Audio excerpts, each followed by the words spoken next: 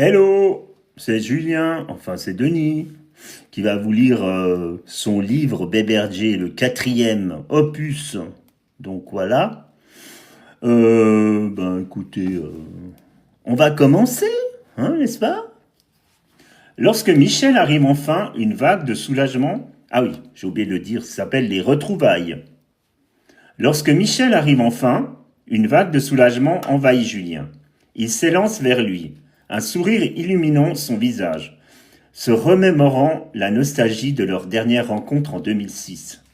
À cette époque, ils avaient arpenté les rues animées de Brooklyn, à 2 pas du célèbre pont de Brooklyn, un lieu emblématique qui a servi de toile de fond à de nombreux films et photographies, capturant l'essence vibrante de New York.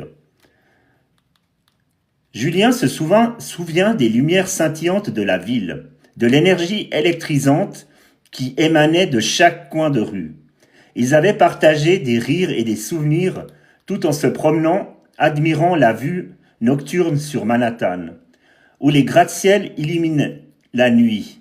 Ce moment dans la grande ville contrastait fortement avec la réalité qu'ils vivaient aujourd'hui, dans cette petite ville du centre de l'Amérique du Nord. Alors qu'il regarde Michel, il réalise à quel point leur amitié a traversé les époques et les lieux. Ce qu'ils vivent maintenant, le huis clos dans cette petite ville, évoque une toute autre ambiance, presque cinématographique à sa manière. Julien se sent comme un personnage d'un film d'art et d'essai de Jean-Luc Godard, où les dialogues intimistes et les réflexions sur la vie prennent le pas sur l'action frénétique des superproductions américaines.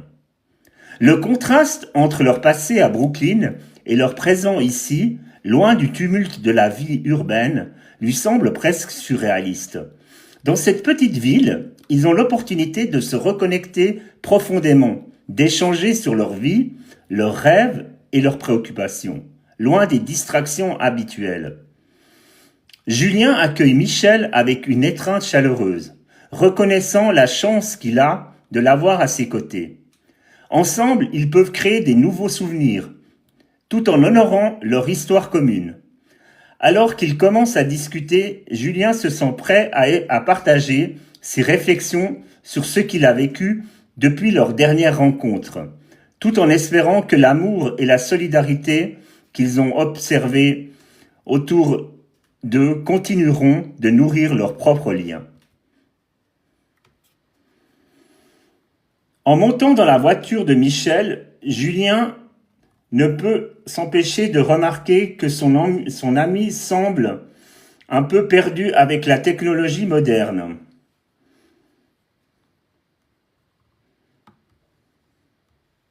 Alors qu'il essaye de paramétrer le GPS pour se rendre au motel qu'il a réservé pour lui et son amour de jeunesse, il se rend compte que les instructions ne l'aident pas vraiment.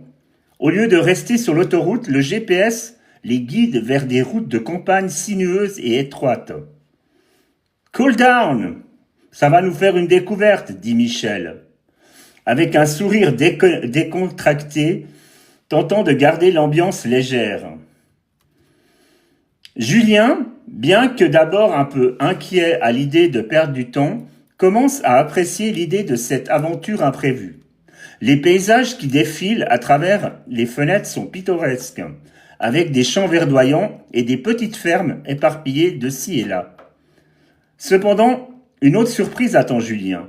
En observant Michel, il se rend compte qu'il avait oublié à quel point son ami affichait des gestes maniérés et une démarche très efféminée. Chaque mouvement de Michel, chaque geste de la main, semble empreint d'une grâce naturelle qui rend à la fois captivant et charmant.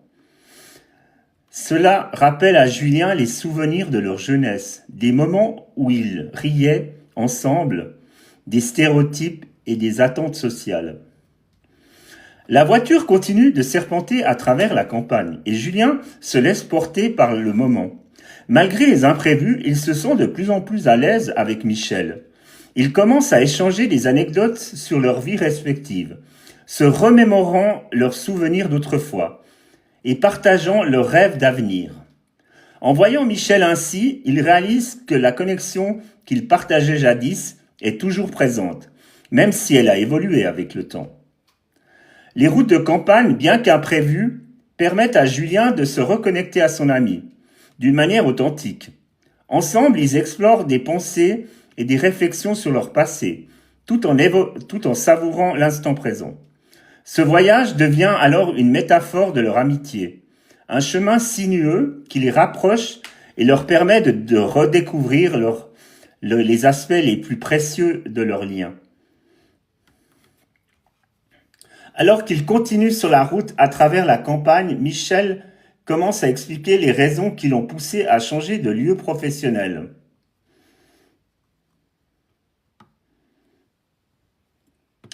Il parle du climat provincial de cet État, marqué par une certaine homogénéité culturelle, où la majorité des habitants sont des Américains caucasiens.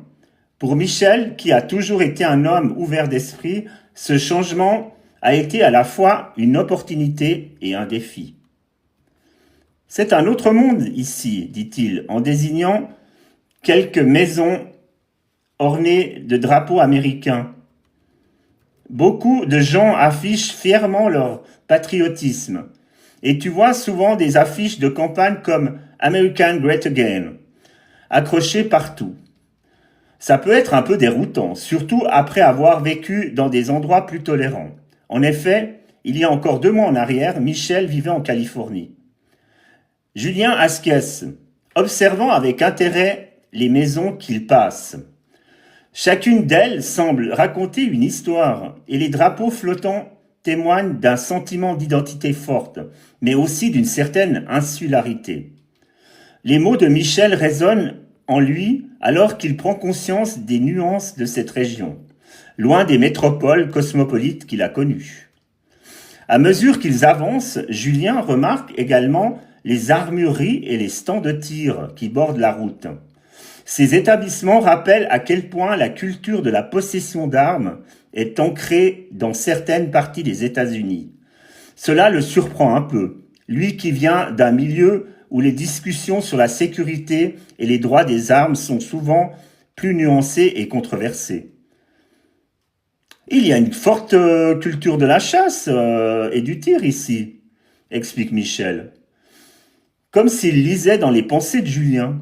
Ça fait partie de l'identité de beaucoup de gens dans cette région. Pour certains, c'est une tradition familiale. Pour d'autres, c'est simplement une question de sécurité. Julien écoute attentivement, conscient qu'il assiste à un moment d'apprentissage. Les réflexions de Michel sur le contraste entre leur passé urbain et la réalité provinciale actuelle doivent le porter à des discussions plus profondes sur l'identité, la culture et les valeurs. Il se rend compte que même si les différences peuvent sembler étranges, elles font partie du tissu complexe de l'Amérique du Nord.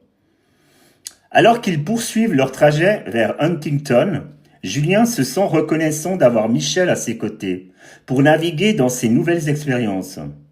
C'est une occasion d'élargir ses horizons et de mieux comprendre les multiples facettes de la société américaine, tout en se remémorant leur propre histoire partagée. Arrivés à destination, Michel et Julien se retrouvent enfin devant l'hôtel tout près du supermarché Walmart. C'est un soulagement pour Julien. Après leur périple à travers les routes de campagne, Michel, avec son enthousiasme habituel, propose de faire quelques courses et de déjeuner au McDonald's juste en face du parking.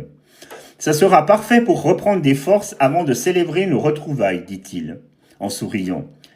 Il se dirige vers le rayon des boissons pour acheter du vin et une bouteille de Prosecco, impatient de porter un toast à leur amitié.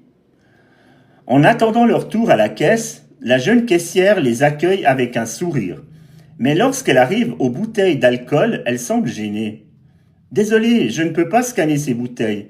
Je suis trop jeune pour manipuler de l'alcool, » explique-t-elle. Elle fait alors une annonce au micro pour appeler une caissière plus âgée. Julien observe la scène avec un mélange d'amusement et d'inquiétude. Lorsque la caissière très âgée arrive, il est surpris de la voir passer les flacons devant le scanner avec une main tremblante. Ce moment le touche profondément. En tant qu'homme empathique, Julien ressent une vague de compassion envers cette femme qui semble porter le poids des années et des défis que la vie lui a imposés. En regardant cette situation, Julien ne peut s'empêcher de réfléchir aux réalités économiques et sociales qui touchent de nombreuses personnes, en particulier dans les zones rurales. Il se rend compte que le système des retraites aux États-Unis est fragile et que beaucoup de personnes âgées, comme cette caissière, se retrouvent dans des situations précaires. Cela lui fait comprendre un peu mieux le désarroi des habitants blancs des campagnes qui sont confrontés à des injustices et à des incertitudes. Cette vulnérabilité les pousse souvent à se raccrocher à des figures politiques comme le président Trump, qui leur promet une Amérique plus ferme et plus sûre face à un monde qu'ils perçoivent comme menaçant. Julien réalise que ces dynamiques sont complexes, façonnées par des expériences vécues, des luttes et des espoirs. Une fois les courses terminées, ils sortent du magasin, Michel riant de la situation, tandis que Julien garde en tête les réflexions sur les défis auxquels sont confrontés de nombreux Américains. Le chemin vers le McDonald's devient alors une opportunité pour eux de discuter non seulement de leur passé commun, mais aussi des réalités sociales qui les entourent. En partageant ces pensées, ils renforcent leurs liens et leur compréhension mutuelle, prêts à célébrer leur retrouvaille avec un toast au vin et à l'amitié, tout en gardant à l'esprit les histoires des autres personnes qui peuplent ce pays.